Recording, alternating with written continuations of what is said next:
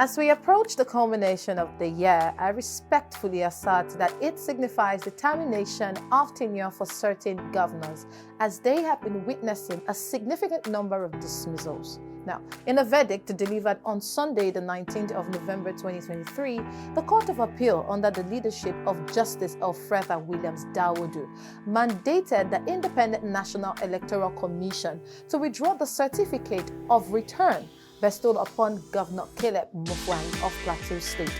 Consequently, Tawe Goshwe of the All Progressive Congress was declared the rightful victor of the governorship election held on March 18th. Now, it may be of interest to note that thus far, several governors have been removed by the courts due to contested elections and the declaration of one election as inconclusive.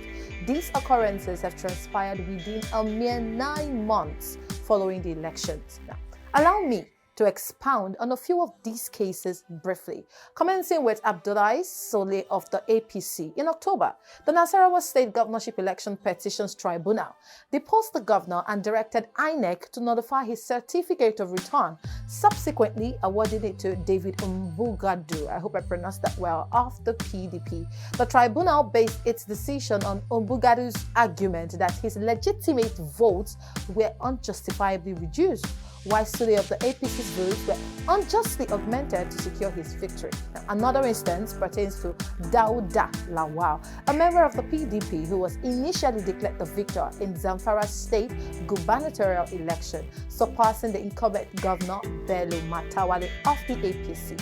However, Matawale contested the results and lodged the case with the tribunal, which was ultimately dismissed. Now, in November, the Court of Appeal deemed the election inconclusive and instructed INEC to conduct new elections in 2 local governments. The court concluded that Matawale successfully demonstrated the invalidity of Lawal's election. Now, we also have the new Nigerian People's Party candidate, Abba Kabir Yusuf, who won the election by a margin of 128,897 votes. However, the Election Petitions Tribunal invalidated his victory again due to 165,663 votes being deemed invalid. The court ordered that Yusuf's certificate of return be revoked and given to the APC candidate Nasa Gawuna.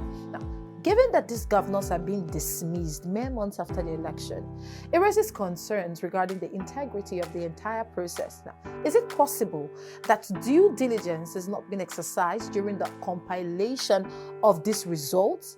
What exactly is free and fair about this election? Because if after the free election, there is nothing fair about the results. Drivers are expressing their dissatisfaction with the persistent issue of extortion by agberos, pack boys, and similar individuals. It is important to note that there are multiple entities involved in this practice of agberoism. Now, in Lagos State, certain drivers have resolved to take to the streets once again to demonstrate their protest against the alleged extortions committed by pack boys and officials of the Lagos State Traffic Management Authority, known as LASMA. Now, Punch Metro recently reported on the protests that took place in areas such as Egbeda, Ikeja, Iyanokpaja, Agege, Yaba, and Iyanoba, where numerous drivers gathered to voice their grievances about extortion and arbitrary arrests. Unfortunately, these demonstrations resulted in inconvenience for many commuters, including me. It's all right. During an interview with our correspondent on Saturday, some drivers conveyed that the issues they raised during the protest continue to persist. More specifically, they highlighted major concerns regarding LASMA.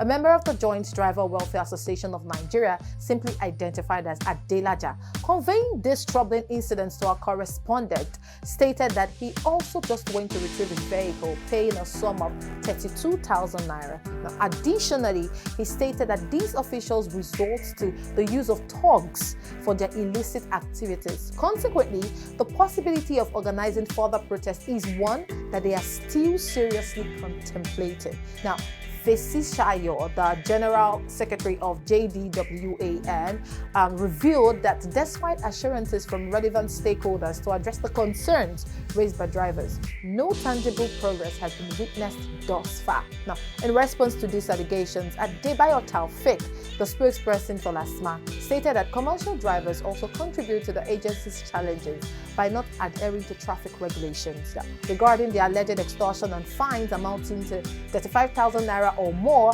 Taufik clarified that such judgments and fines are established by the State Mobile Court in accordance with the law. Now, the discussion is also influenced by the contribution of one Wale Musa, the permanent secretary of the Ministry of Transportation for the state.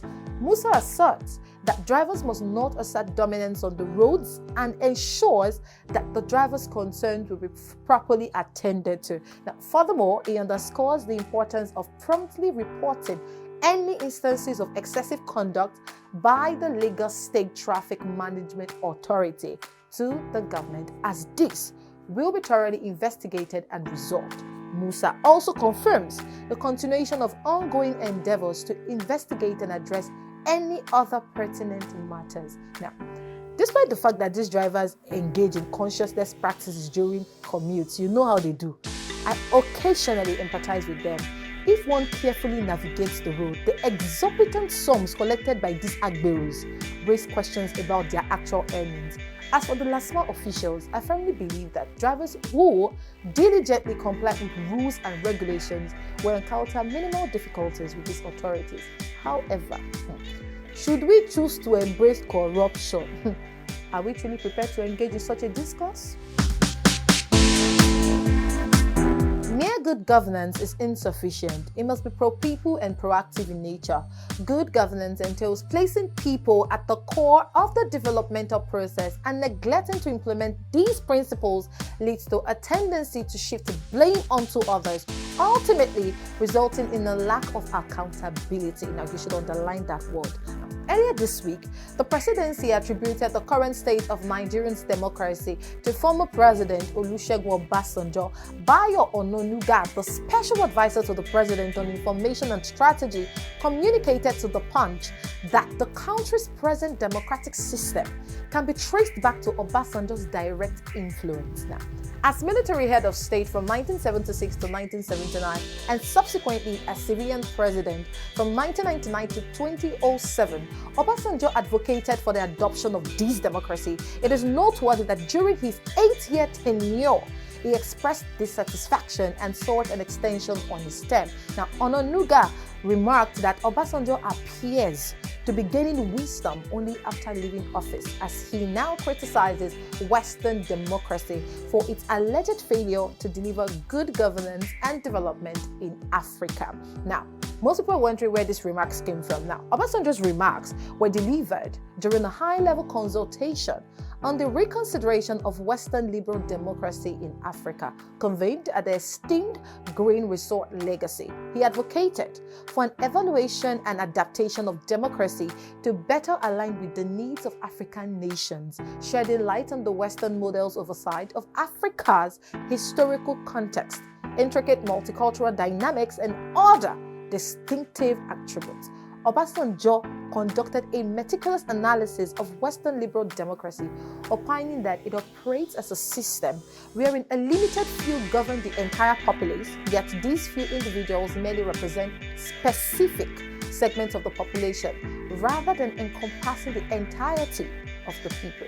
Consequently, a significant portion of individuals, whether intentionally or unintentionally, find themselves excluded from active participation. Now, while Obasanjo presented an array of arguments on this matter, I shall conclude here and eagerly await your valuable perspectives with due consideration given to Onanuga's viewpoints. Kindly share your responses in the comment section below.